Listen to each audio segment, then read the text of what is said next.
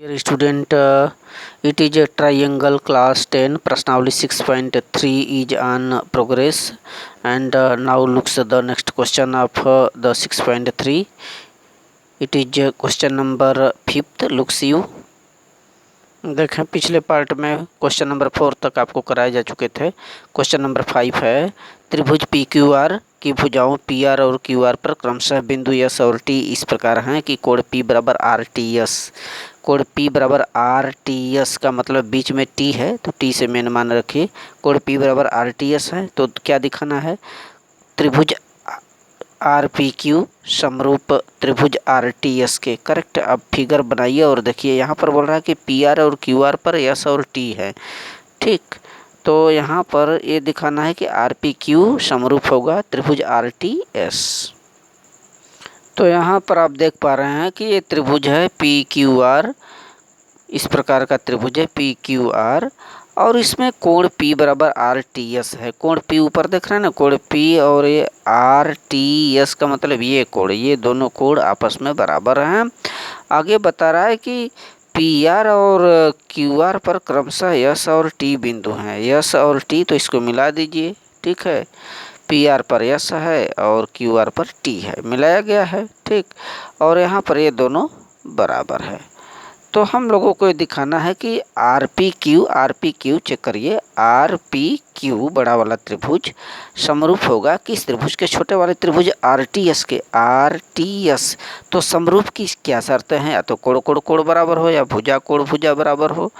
तो दो तीन जो शर्तें हैं उसके अनुसार हम फॉलो करने पर यह पाते हैं कि दोनों त्रिभुज, एक बड़ा वाला त्रिभुज पी क्यू आर और एक छोटा त्रिभुज आर टी एस में पहले बात तो ये कोण बराबर हो गया, कोण पी बराबर कोण टी के। करेक्ट, वही चीज कोण पी बराबर कोण आर टी एस के ज्ञात है।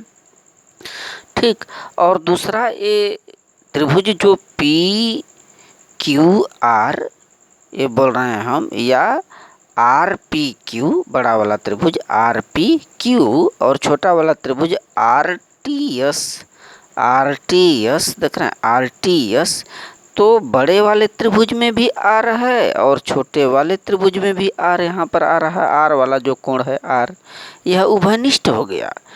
ठीक है, आर से ही शुरू है, R P Q and R S या आर टी एस, यानी कि ये जो कोण है दोनों में बराबर है, उभयनिष्ठ के चलते कॉमन है।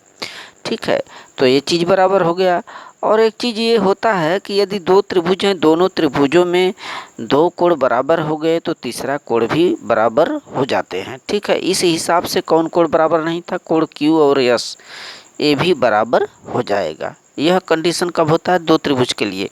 यदि दो कोण बराबर हो रहे हैं तो तीसरा कोण भी बराबर होने की संभावना बनी है। तो तीसरा कोण कौन कौन बराबर हो गए, कोण क्यू बराबर कोण एस के।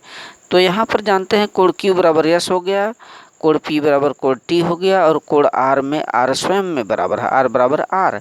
इसलिए कह सकते हैं कि त्रिभुज आर पी क्यू समरूप होगा आर एस टी के। ठीक है, वही चीज यहाँ पर है,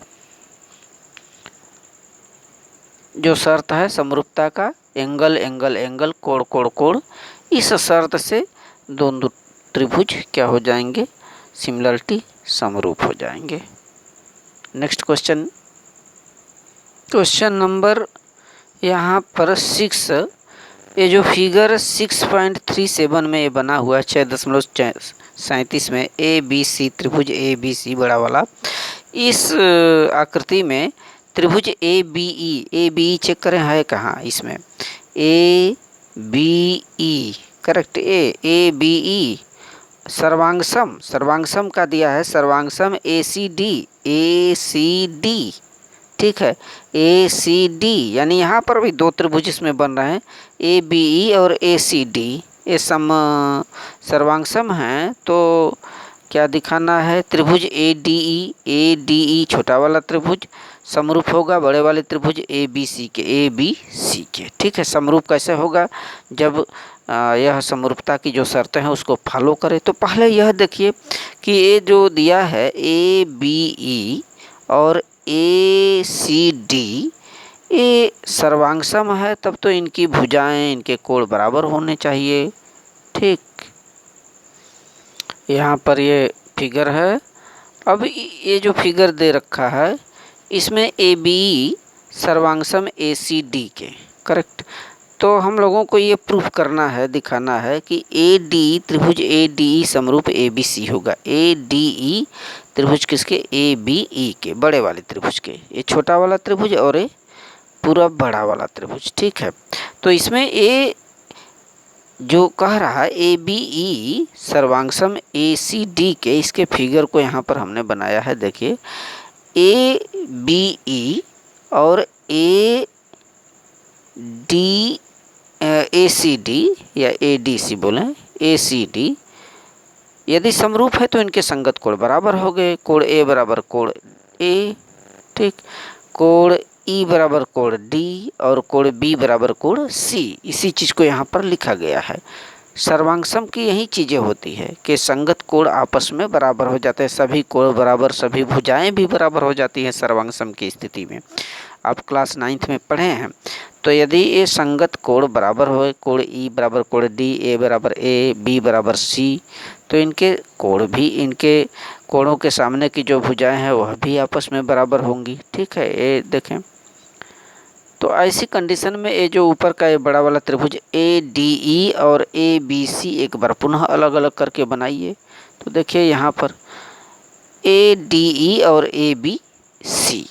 अब इसमें सर्वांगसम के हिसाब से कोण A बराबर कोण A यानी A बराबर A, कोण B बराबर कोण C यानी B बराबर कोण C। इस त्रिभुज में देखिए B बराबर C एंड D बराबर E, D बराबर E। देख रहे हैं ना, इस त्रिभुज के कोण यदि D बराबर E हो गया तो आमने सामने की भुजा भी क्या हो जाएगी? बराबर। कोण E के सामने की यह भुजा AD और कोण D के सामने की AE, ये दोनों आपस में बराबर हो जाएगी। AD बराबर AE। इसी प्रकार से A यदि कोण बराबर हैं तो AB बराबर AC। ठीक है, तो बारी बारी से क्रम से यहाँ पर नोट कर लें। AD बराबर AE समीकरण नंबर 1 मान लीजिए। इस त्रिभुज में, छोटे वाले त्रिभुज में AD बराबर AE 1 हो गया, और बड़े वाले में AB बराबर AC, AB बराबर AC इक्वेशन नंबर 2। अब समीकरण 1 में 2 का भाग दीजिए। ठीक है, दाहिना पक्ष दायां, बायां पक्ष बायां। तो AD बटे AB, AD बटे AB बराबर क्या हो जाएगा? AE बटे AC। ठीक, और आपको पता है कि कोण A बराबर कोण A दोनों त्रिभुजों में। अब संगत भुजाएं समान अनुपात में हो गई। AD बटे AB बराबर AE बटे AC। एक बार पुनः बड़े से फिगर में आइए। देखें, AD बटे AB छोटी भुजा बटे बड़ी भुजा, पढ़े हैं, बराबर छोटी भुजा AE बटे AC बड़ी भुजा। ये संगत भुजाएं समान अनुपात में हो गई और संगत कोण AA बराबर हो गया। तो क्या हो जाएगा? ये दोनों त्रिभुज समरूप हो जाएगा। कौन? ADE समरूप ABC के। वही चीज़ यहाँ पर नोट कर लेना है आपको।